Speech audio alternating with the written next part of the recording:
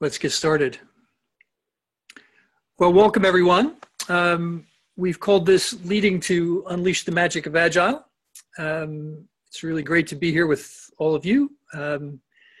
This is an introduction or an exploration around a certified Agile leadership training that we're going to be running in London, the 18th and 19th of May, led by Olaf and Christina, who you see before you. So it's a great privilege for me to work with them on this. I've worked with them over the last couple of years in many different ways, and that's been amazing. I'm Scott Downs, and it's great to have you with us.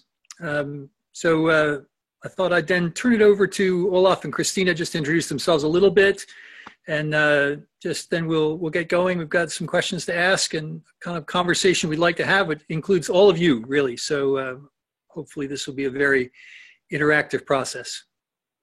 So Olaf, would you like to take it from here for a minute and introduce? Sure. So I'm Olaf Lewitz. I'm calling in from Berlin, Germany. I've been doing Agile since 1999, I guess. That was before it was called that way. Started with XP. Lots of different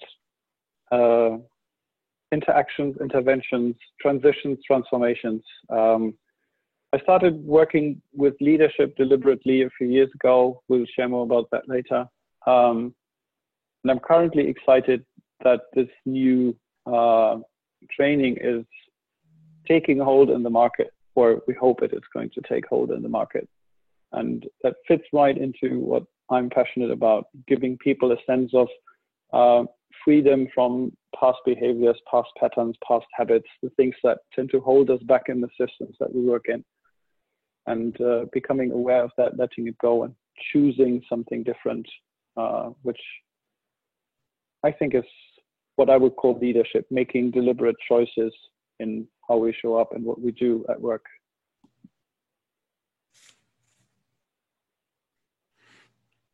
Christina, do you want to introduce yourself too? Introduce yourself a bit. Yes, hello. Hi, I'm Christine. I'm coming from a different background, coming from the organic market. Having been there for more than 10, 12 years. And I was fascinated by how we create environments that people can unleash their talents, and companies as well. So I was working lots of years concerning how you do that, for how you do create these environments. And in the last years, I started with Olaf, because more and more work was done on that psychological safe spaces are really needed, that teams and companies can really unleash all their power. And we were fascinated by this, and we created the Trustemilos Leadership Academy in 2015, which is a personal development process of 10 months, where people can experience this safe space for themselves and reflect on their own behaviors as a leader, and see how they create safe spaces for themselves, and also in their companies and in their private lives. This is a very courageous journey for all of them. And so I'm really happy now to do a starting workshop with Olaf together for agile leaders. I'm active there as well since 2010, I think. And and I think for agility, we really need people who are flexible, who are able to reflect themselves, and who are able to connect with people, to really connect personal with themselves and with others. And it's not so easy. Yeah, and so we'll have, I think this 2-day workshop is a really very perfect start to get on this journey. Indeed. Well, it's been a great privilege to work with the two of you.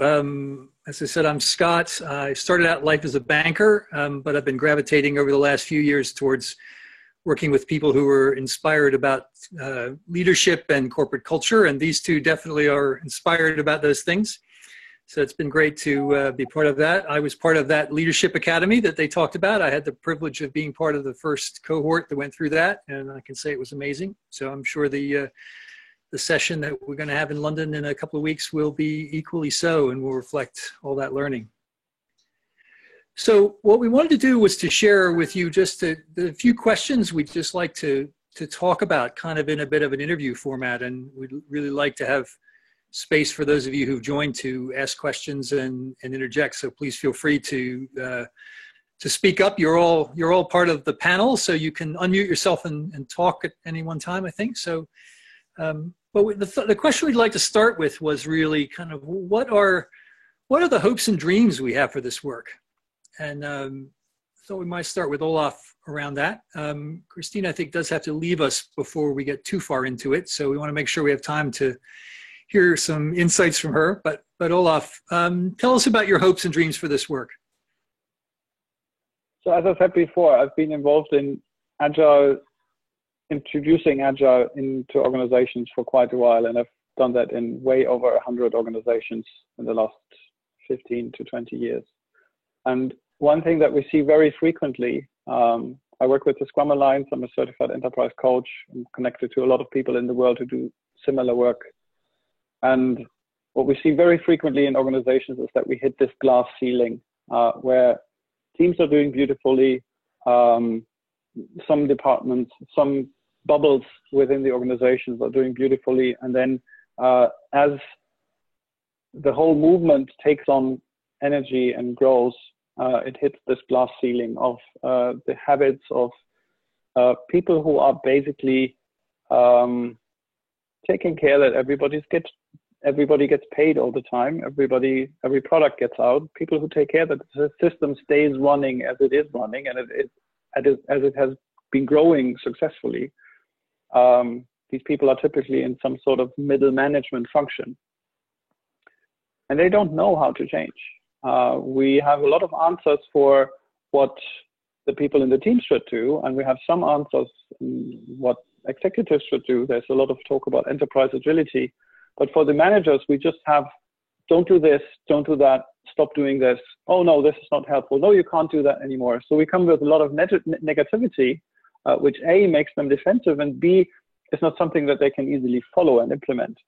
And the leadership initiative of the Scrum Alliance, having these courses in Agile leadership, was supposed to raise that awareness to get managers to a point where they can reflect how their current behaviors have been useful and successful in the past, but how they are not so helpful in the future or in the system they want to build, and how they can decide what kind of showing up, what kind of relationships, what kind of behavior is more helpful towards the results that they want in the future.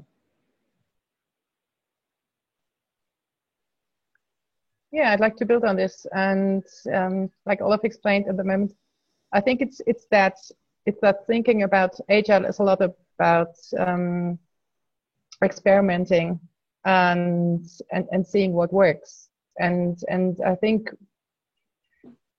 some people in the management and companies, they thought about, okay, no, they have to show up, they have to behave like something perfect, they have to know how it works, how they need to lead, and they have to have the solution. And I think it's about that they also have the space to make mistakes, that it's a journey, that it's not something like it's finished or that is this solution. And I think that is not so easy for a lot of people to inspect and adapt also in leadership, and to really see that it's necessary, that you can't say, okay, you need to apply this and that leadership in that company. It doesn't work like this. So you really have to find out what's the right leadership and what kind of company situation and for yourself, and to create that container where you can really safely explore and to join together with all the leaders in the company, and to create that atmosphere that leadership can be everywhere in your company then, and how you think about yourself as a leader then if everybody can lead. And so this collaborative leadership it really needs a mind shift, and it doesn't work from one day to the next day. So it's a journey, and that's the journey we want to start with everybody. And so that's a big dream we have, that people come over and see, okay, it's a collaboration. That's why Olaf and me are doing it, because also women and men, they have different kind of talents, and it's a lot about how we can build on diversity as well, to unleash creativity in people and in the company, and to really learn and experiment to new ways of doing things.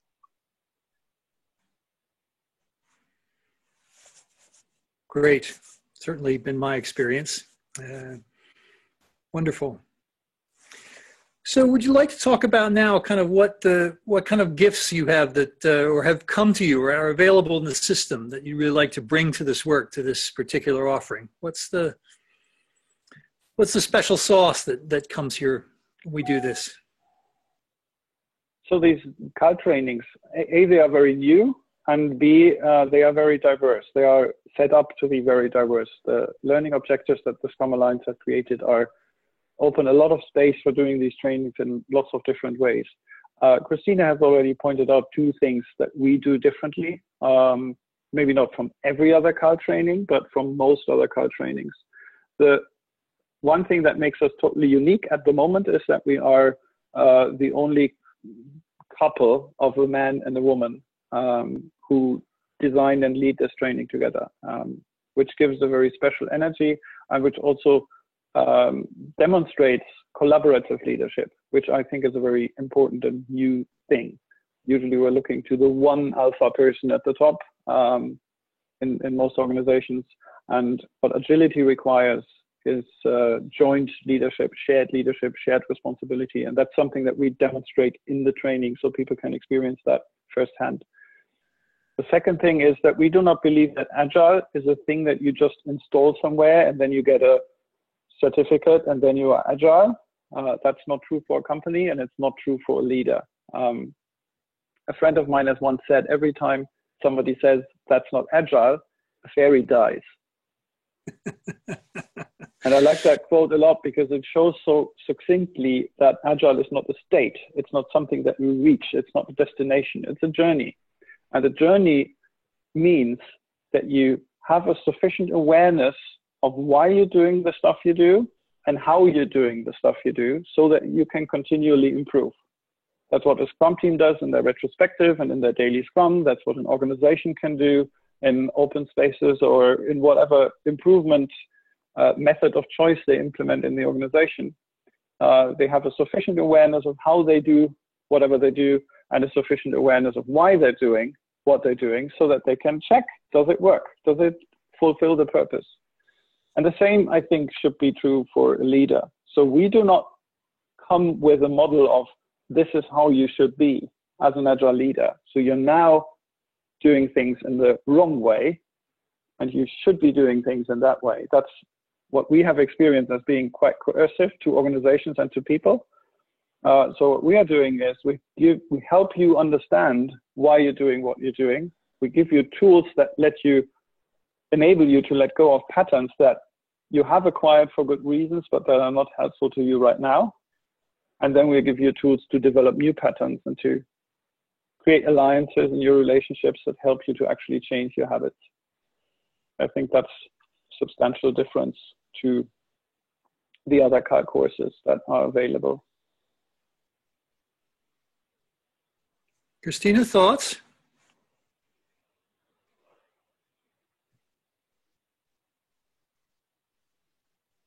We focus on.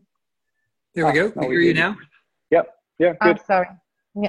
So that's the main thing I think we focus on, and yeah, and I think I have to leave in 2 minutes, so I will just listen a bit, or if there's any question, then I could answer it. But Olaf and Scott will be still there. Thank you. Okay, great. Thank you for coming. Great to have you here. We look forward to the 18th and 19th. I certainly do. So thank you. That's great. Cool. Yeah. Thank you for joining. The reason that we didn't announce Christina being here in the beginning was that we thought she would be busy on Monday nights, which is true. but she wasn't busy in the first 20 minutes of the call, so we spontaneously decided to bring her in. She was able to join us from the beginning, so we were grateful for that, yes. And we said, yes, come in and do that. So exactly. Great. Thank you.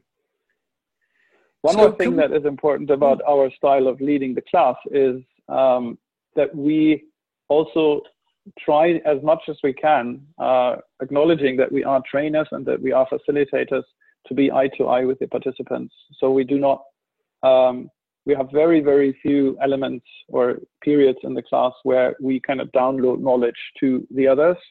What we rather do is we open a space of co-creation. So everybody brings their experience, and that experience could come from anywhere. You don't need to be a manager or Scrum Master or whatever. You could just come with your life experience, and you could bring your leadership experience in leading your life to the table, literally to the canvas that we create on together.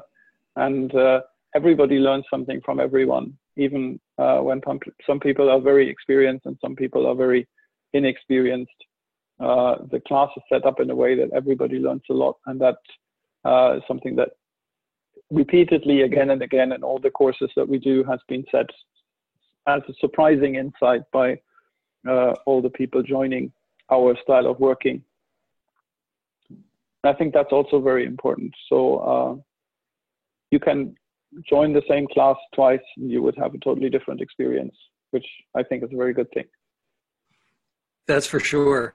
That's for sure. And I think one of the things, having been a participant in some of the beautiful circles that you've held, is this idea that it is a circle, and there's a great sense of equality in that circle. Yes. And that's a remarkable thing. It's I think very unusual in the business world today. You know, it's certainly my experience of business. You know, you go into a meeting and there's always some sense of a hierarchy. You know, there's usually someone who's kind of running the meeting, and then other people who are listening, and so someone's presenting and other people are receiving, or we sit around the table where there's a big table. Well, sit around the circle, but there's a table in the middle and lots of laptops and PDAs and things like that. You know, kind of iPhones on the table, kind of in practice. So this notion of being in the circle where there genuinely is a sense of equality. And where the things that everybody brings to the circle are truly respected and valued. I can say that was really visible in my experience of this work. And it was, I think that's a remarkable source of the sense of trust and connectedness that comes into that circle, because people all feel heard. And there's an equal space for everyone to tell their story and to kind of share their insights.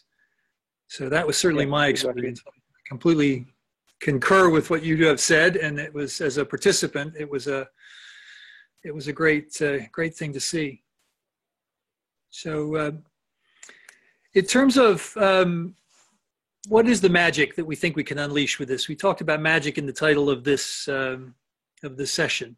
You know, so what does it really mean to unleash people's individual magic through this work? Well, you hinted at it just now. One of the aspects is that when we have this equality, I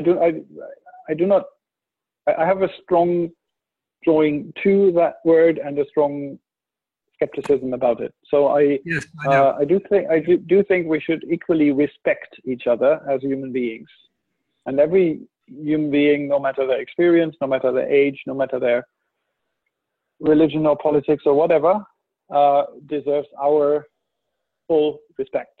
That means that we listen, that means that we are honest with them, etc. What I do not believe in is that everybody needs to be equal, in the sense that we do not have a hierarchy. In any gathering of human beings, could be a family, could be a meeting, could be any kind of team, sports, work, you will have lots of different hierarchies. You will have one person who is the oldest. You will have one person who has been the longest in that system. It could be the organization, could be the team. You have one person who has the longest or the most experience in something. So when we are in a circle, we acknowledge that everybody could be the expert, the leader, in some area of our work. And acknowledging that and integrating that into whatever we produce in that team, that's magical once you get to that stage. When people are not holding back their ideas, when people are not afraid to bring in scary ideas, weird ideas, interesting shortcuts, interesting options for creating value, etc., etc. And the most thing that I think is contributing to the magic is that we make it conscious how we build relationships. So the thing that you take away from that course is that we distill into 2 days the learning of 5 years of running Temenos Labs, deep exchange of personal interaction, deepening of personal interaction, of personal growth. And we've distilled that into a 2-day class where it doesn't require endless biographical work, or it doesn't require lots of time. It taps into the most important things that we learned about how can we consciously get better at building relationships. And that's so important because it increases the flow of information and the flow of relationships in your organization. So many organizations today talk about being more customer centric. What does that mean? It means that you are quicker and more accurate in helping the customer with whatever need they want fulfilled with your service, with your product. So you need to be empathetic, you need to be understanding, you need to be honest, you need to have integrity, and all of these things that are so important in every human relationship, they are absolutely crucially important in business today. Because all the other things are less and less important because of the globalization. People stick to you as a customer because they have a relationship with you. They don't stick because you have a good price, because tomorrow somebody else could have a better price. They don't stick because you have a specific feature, because that specific feature might be obsolete given the uncertainty of markets and products and whatever. But they stick when they have a relationship with you. So it's a sustainability investment in your organization. It's a resilience building of your business and your company when you invest in relationship building, because that helps you increase the relational flow through everybody in your organization to everybody at the customer, to your users. And that greatly increases your opportunities to create value everywhere. Does that make sense? It does to me. Ohad, Keith, Ipsita, comments in response for the moment? We have some more things to talk about, but just curious to know if you have anything you'd like to ask or say at the moment.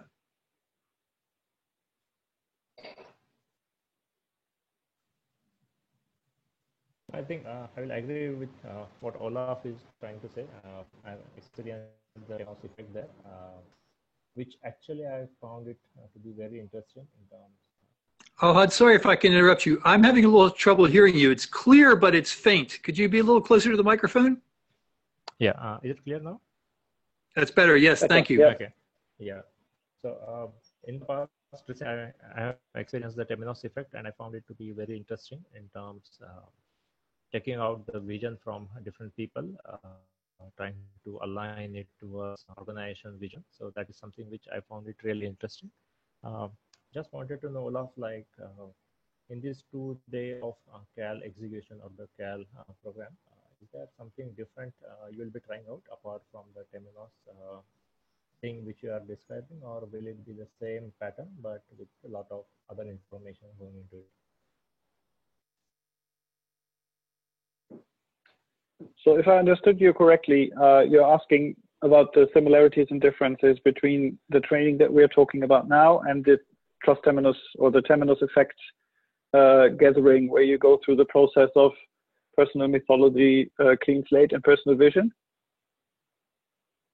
So the Temenos CAL training that we're doing in London next week is, let's say, based on that work. And hi, Tony, thanks for joining. It's based on that work, and a lot of that work is built in, but it is not the same. So there is a part in the 2 days, about an hour, where we do the influence map. So we look at our personal influences on our leadership, specifically focused on leadership. So the kind of topic is different, the method is the same. And the same is true for Clean Slate. We do a Clean Slate, but we do a Clean Slate specifically about leadership behaviors that in the course of the first day we have identified as something we want to let go of, something that is not working. So it's applied to a specific context, and it's used for a specific purpose. The method is the same. What we do at large in many ways during the 2 days is building these awareness maps so that people draw whatever they are thinking about something and share that in the circle, which is the method that I mentioned earlier that makes this sense of equality. Everybody gets to share, everybody can learn from everyone. That's definitely the same. It's just not used for personal topics. It's used for what are the leadership tools I know? What are the methods for giving feedback I know? How do we build relationships and things like that? So people talk about the topics, explore and talk about the topics of the course using the methods that you have experienced in the Temenos Effect gathering. Does that make sense? Does that answer your question? Yeah, perfectly. Thanks a lot. You're welcome. Tony, welcome. We've just been talking a little bit about the background to the course we're going to be doing on the 18th and 19th of May. So this is an introduction to that, and Olaf will be leading that. We had Christina Neidhart, who was with us here at the beginning for a little while, who will also be one of the leaders of that course. But thank you for joining us. We're just kind of talking a bit about what we hope and dream for these courses and what we think might happen as a result of it, and also kind of how we get how we release the magic of people as leaders in that process. Is there anything you wanted to ask or bring forward right now as we welcome you in here?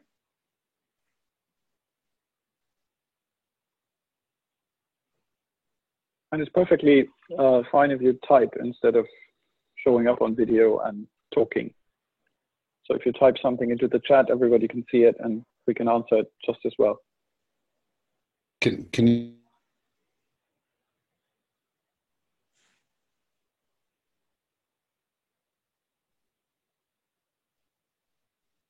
We did. I heard your voice for a minute, Tony, but then lost you. Now it's gone. Can you hear me okay?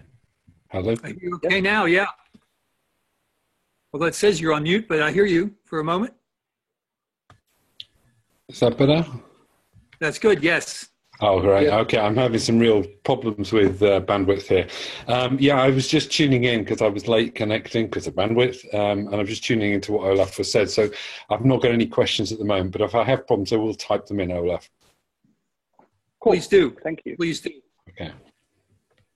What I wanted to ask Olaf was in terms of unleashing the magic, and we talked about people. We talked about, well, it's not exactly equality, but it's a respect for everyone on a kind of balanced level with respect for everyone's value and specialness in the circle.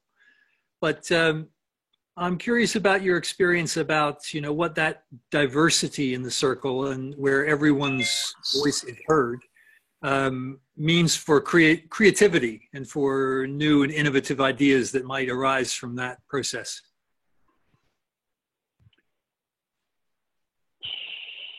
Very big, very interesting question. So the first thing I need to know is that whatever that means depends largely on context.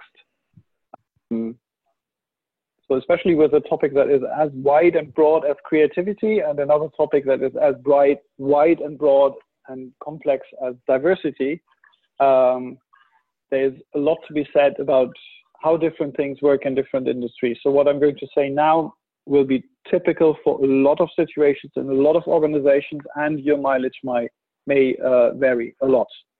But usually, when we want creativity, then we want to have a lot of different brains working on a specific context, identifying many different problems, finding the most interesting problem to solve. Interesting as in we're making the most difference that we hopefully get paid for, That's not in every organization, but most organizations exist to be paid for solving some kind of problem or fulfilling some kind of need.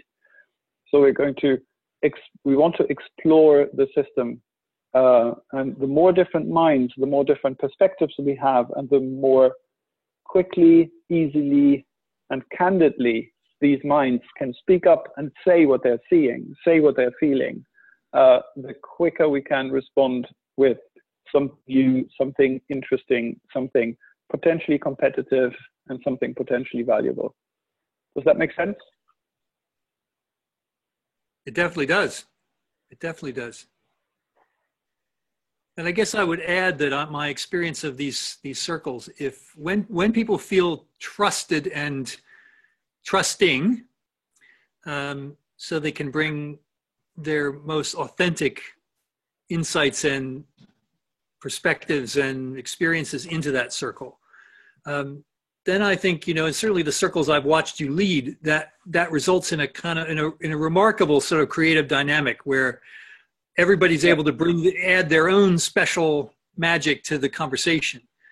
So there's a really authentic offering of people's experience and insight, and then an ability to kind of have that to play off of the experiences of others, so that something is created which is bigger than the sum of the parts by a long way. Sometimes Absolutely. It's been described as being exponentially better because of that ability to hold that in a container.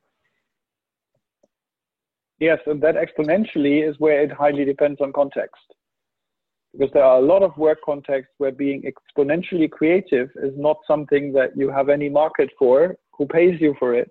And then you might have a lot of fun and going bankrupt because you didn't pay attention to your commitments that you had made to deliver something that was more boring, but actually making money compared to the creative stuff that you could have done as an alternative. So that's where the pay attention to context comes in.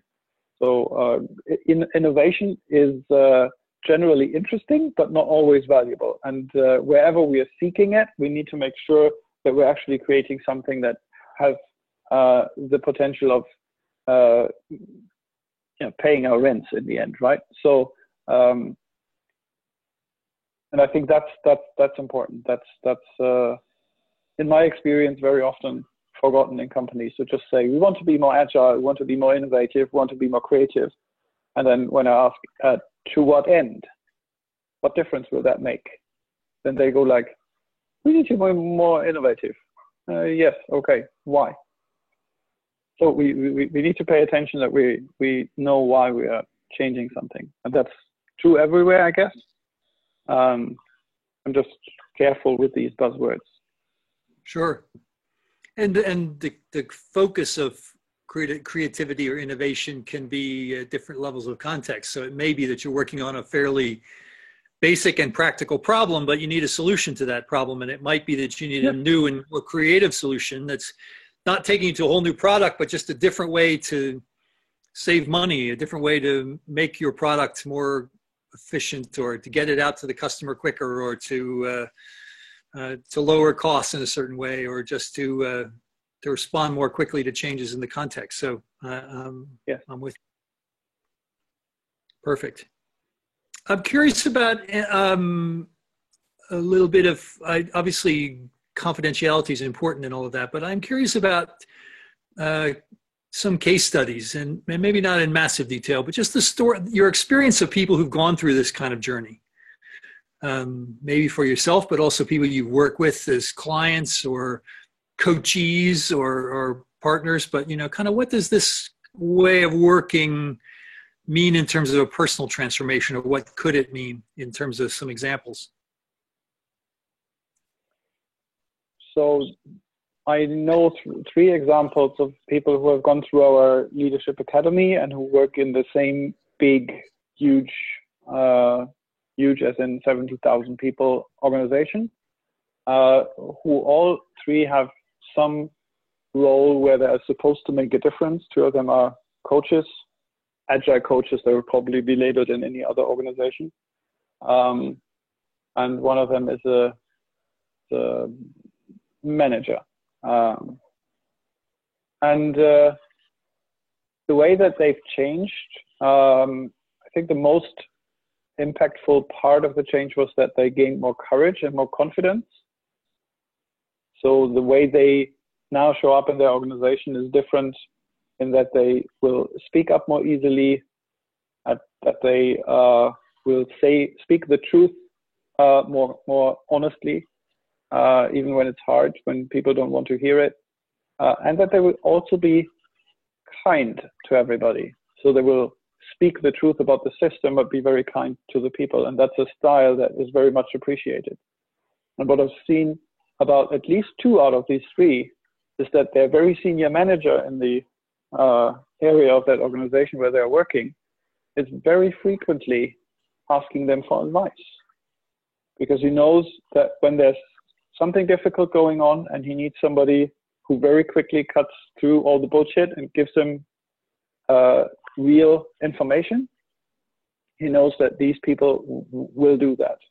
And this is an indicator to me that their value for the organization has actually improved, because senior leadership has recognized, executive leadership has recognized that these people are actually making a difference. That's one example of how somebody makes a personal change and changes their impact in the system they are working in a noticeable way. What does it mean for somebody to become, I mean, you've been very steeped in the agile world for many years, and but if you had a leader or someone who was aspiring to be a leader and maybe aspiring to be more agile, what does that mean to them? So someone's coming to this as an agile leadership training and to be certified in that. What does it mean to become more agile in that sense? It means to be more aware. So basically, we're investing in awareness, and I think it's 2 kinds of awareness. It's the awareness of intention, being aware of why we do the stuff we do, why I do the stuff I do, what do I want, and how I then achieve that. And the other awareness is the awareness of context, so that I'm aware of what kind of difference can I make in this context. And when you boil it down to the essence, making a difference in a context is always making a difference in a relationship. So leadership is always developing a relationship. An act of leadership will develop some relationship. If I open a door for somebody, I'm developing maybe the relationship with them because I'm just inviting them to dinner. Maybe I'm developing the relationship with my own self because I'm throwing them out of the door and I'm then alone and taking time for myself. Maybe there's so many different ways I can open a door for somebody, but that act of leadership will develop some relationship, and become conscious of that. Become conscious of how does something I do make a difference to a relationship, and how, as soon as I become aware of that, how does the way I show up consciously in that way determine the results that happen around me. So there are a lot of leadership models available which will give you a kind of sense of progress on a ladder, where you start on to quote one popular leadership model, which is a leadership circle. You start as an expert leader, and then you become an achiever leader, and then you become a catalyst leader. That's an interesting way to look at leadership when you want to generalize, when you want to, okay, I want to understand how leadership works, and I want to understand what kinds of leaders are available in the world, etc. As a single person, I think these kinds of models are less helpful, because the first thing they do is they put you into a box, and that doesn't feel nice to any human being. It doesn't feel kind. It doesn't feel respectful. And it gives you one way to improve. And I think that one way of improvement doesn't pay respect to the complexity, uncertainty, and diversity of our organizations and people. So what we do instead is we give people the awareness of who am I, and how aware am I of who I am? What do I want? And how aware am I of what I want? and what is my context, and what difference do I want to make?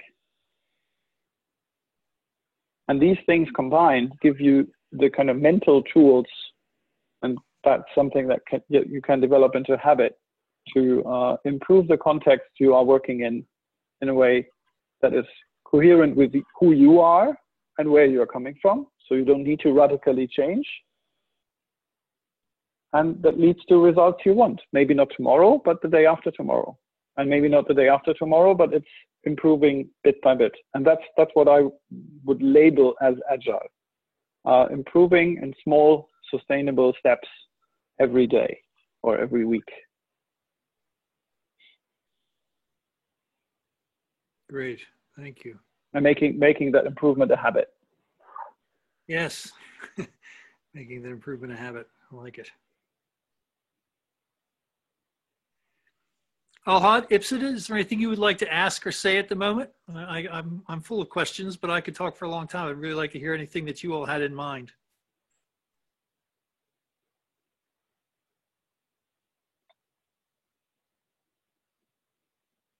One question from my side, like you have done a lot of transformations in your journey or in your career there. So how do you see like the leaders changing to actual agile leaders in a short span of time, or it takes a very long time? And looking at an industry wherein if I take my example, we work in a services organization wherein we get a lot of pressure in terms of delivering the projects on time with cost, with that constraints again, and still executing into agile way. So how do you see this transformation working in my context versus working in the context wherein the factors you talk about, like innovation, the ideas are more nurtured than my context? How do you see that change and leadership happening there? So that depends again on a lot of things. So I do not know what the average changing time of a manager is from being embedded in a system and just functioning like a cog to being a leader who in almost every move is conscious of what they want to do and is dancing or surfing with uncertainty. I have seen people change surprisingly fast, of which I wouldn't have believed that because of the way that their personality and character appeared to me when I first met them. So I've found myself being kind of prejudiced with, oh my God, that kind of person, he will totally block, etc., etc. And then becoming aware of my judgment, setting that aside and approaching the person with, wow, this is a person who has been successful in this system. They have obviously done a lot of things well. They deserve my full appreciation for whatever they are doing right at the moment, because it's not only the best that they can do, it's obviously really good. It's so good that their company is able to pay me. So I come with that stance of a little more than appreciation. It's almost admiration. As I see lots of possibilities, and I approach everybody as doing an awesome job. I give everybody an A when I come in. And that way, I create a context for people to step up to that aspiration, to step up to that, oh wow, Olaf thinks I'm able to do that, so maybe I am. So it's about creating a safe space for somebody to actually start to be able to imagine that they could show up in any other way, and then giving them the example so that they can follow, and inviting them to try whatever they want to try. And another thing that I also do, and this is very important for specifically managers or leaders who have a lot of followers or reports to change. If you have one person who wants to change their habit and you have 10 persons who are used to that person doing whatever. Let's say you have a manager who is used to coming every day into every of his reports office and asking them, hey, how are you doing on this? Hey, how are you doing on this? Hey, how are you doing on this? So everybody is used to them coming in every day. Everybody is irritated by that, but it's their micromanaging habit. So let's say that manager decides to stop doing that. On Monday, he doesn't go into anybody's office. On Tuesday, he doesn't go into anybody's office. On Wednesday, he doesn't go into anybody's office. On Thursday, he starts becoming worried. So he started off with a lot of trust. The team made an agreement. He doesn't micromanage anymore. And instead of that, everybody else shows him what they've done, right? So transparency and progress and all of that agile thing. So he is expecting an information radiator showing him progress, but he doesn't see anything because everybody else is sticking to their habits as well, right? People don't just change. So on Friday, he goes to the first person's office and he opens the door a little bit and just peeps in and say, hey, excuse me. And he gets shouted at for, we agreed that you don't do that anymore. Because people didn't even notice that he didn't come on Monday and Tuesday and Wednesday and Thursday. So when we want such a leader to change and to be able to change and to have a safe environment for change, we need to do a lot of work with the people around them so that they expect that they pay attention, that they notice when something changes, that they encourage the change, that they are forgiving when somebody falls back into the old habits. So knowing that human change is always experimental in the way we learn to walk when we are babies, right? We try to get up, we fall, we try to get up, we fall. I have never seen any baby saying, oh, this walking thing isn't working. Stay on the floor, right? That's not how we learn. We learn by getting up, falling down, getting up, falling down. And we get encouragement from others who say, hey, yay, you made your first steps, cool, make another one. And we have somebody take our hand, etc. And that's how we create a safe environment. When we have people changing in organizations, and this is mostly true for managers, it's not so true for agile teams because we have so much loving coaches for the agile teams and they're so protective and they create safe spaces within the teams. I'm exaggerating a little bit. We don't do that for managers. For managers, we just tell them, don't do this, don't do that, or do this, do that. But we are a lot less forgiving. We create a lot less safe spaces for managers. And my experience is as soon as we do that, change can happen very quickly. Another thing that is more mundane, less about human interactions, but more about systemic forces. 9 out of 10 companies where I've had expectations for managers change, the incentive system did not change. So they were still working towards the same goals, the same bonuses, the same things as before. They still had the same shitty system of whatever metrics were in place, etc., etc. And they had senior managers who were still looking at those numbers. So if my job is depending on me meeting those numbers and I want to change to become an agile leader, at the end of the day, I'm going to pay attention to the numbers because that's where my survival is depending on. So we need to make sure that we create that safety also in terms of the systemic space that we say, okay, this company is changing. We don't know how it's going to work in half a year. We can't have now incentives based on how that system was working a year ago. We need to cut those incentives, put something different into place, create an experiment around that so that people can have the safety to actually explore new behavior. That was a long answer to a simple question, but it's a very good question, as you can see. Yeah, I appreciate it, Ola. Thanks. You're welcome. So if you were a very senior manager, and let's imagine you have a transformational situation where the senior manager says, I've got, or thinks I've got this, I really want to do this. So how does a very senior manager support that kind of group of middle managers you were just talking about? How do you create a context in which it's easy, not the right word. It's elegant and it's possible for that kind of change process to take place? I think the first thing is that you acknowledge that it's not easy and that you go first, that you ask for help. So if you are serious about the change, you need to change first. right? So one question that I frequently ask leaders who tell me, hey, please help me change my organization towards X. Then I will ask, the organization as it currently works, is that the result of your leadership? And they will usually say yes. Some will say yes. And then I ask, and the next organization, the organization that you want next, is what kind of leadership is that organization going to need? And then they go like, so you mean I need to change too? And I said, no, you need to change first. Right? What I said earlier about attention, if senior management pays attention to certain things, and they demonstrate paying attention to certain things because they go to certain meetings, they look at certain reports, they look at certain numbers, etc., etc.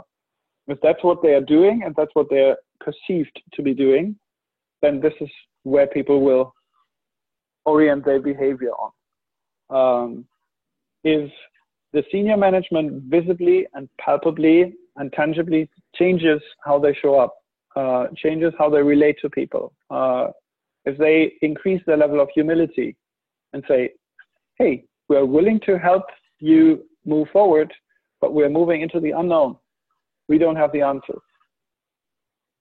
I just heard today a report of a leadership training of one of my clients where the CEO came into the training, young people and middle managers.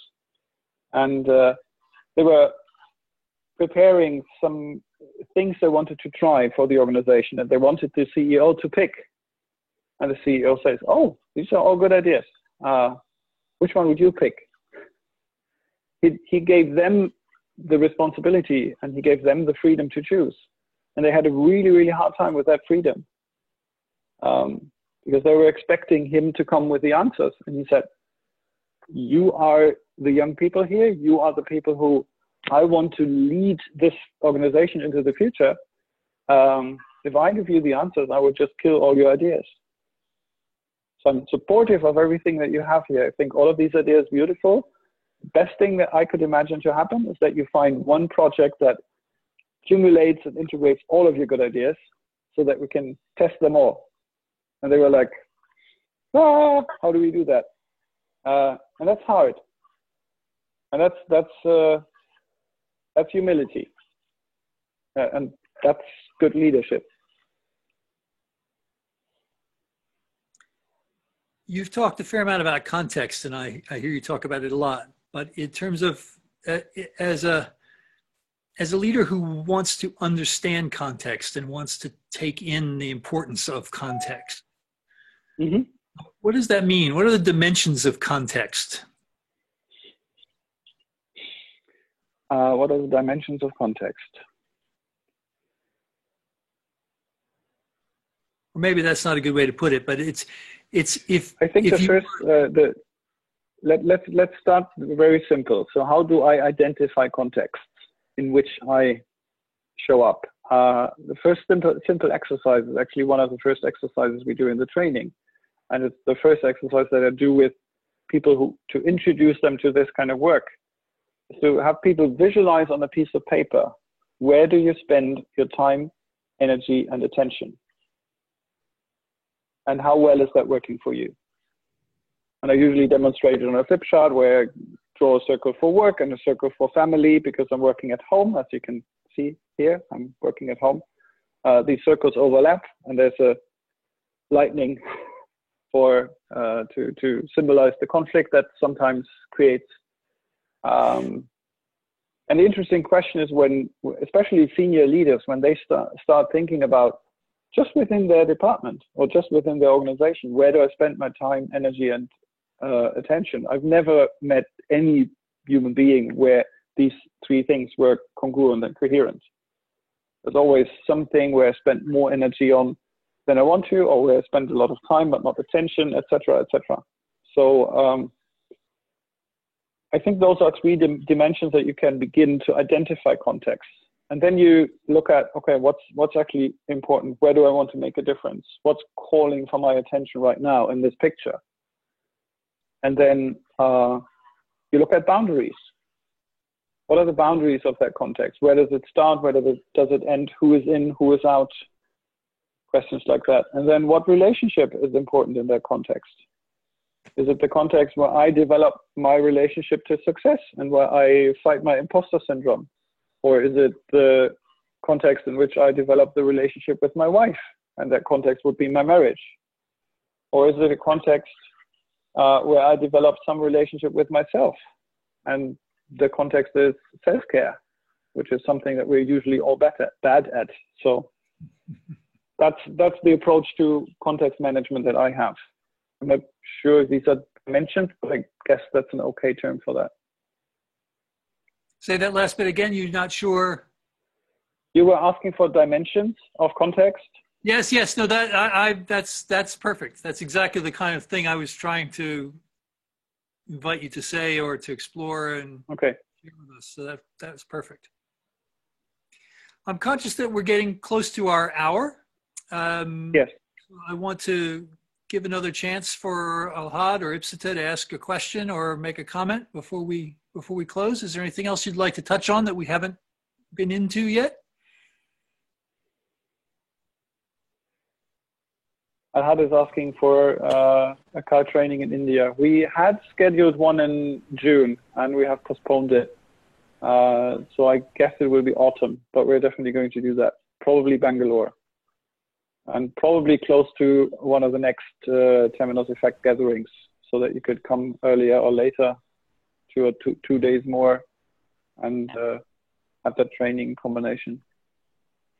Special bonus package. It would be great to attend Olaf's training, along with the Temenos one. Definitely. Sorry, I couldn't hear that again. Say that for me one more time. I'm saying it will be interesting to attend Olaf's training there along with Temenos, so package one, right? Yes, I personally would look forward to that in a big way. It would be great to do this in India, and it'd be great for all of us to be together in Bangalore or someplace else. But Bangalore is a special place from my point of view. Yeah, great. Yeah. Well, we're at the end of our hour. I want to thank you all for coming. Thank you, Alhad. Thank you, Ipsita. Thank you, Olaf. For sharing these ideas and all of that. I'm really looking forward to the 18th and 19th. I think it's going to be amazing. And I hope that, Alhad, I know you are a long way away. Maybe we'll get one to India. We'll see you in India doing this, but it's great to have you with us. And I've enjoyed our conversations many times in other places too. So thank you for coming and thanks for being with us. Ipsita, thanks for being with us as ever. Really appreciate it. And we'll carry this on. Thank you all for coming. Yeah, definitely. We'll see you in the work. Bye-bye. Thanks a lot. Bye-bye. Bye-bye. Thank you.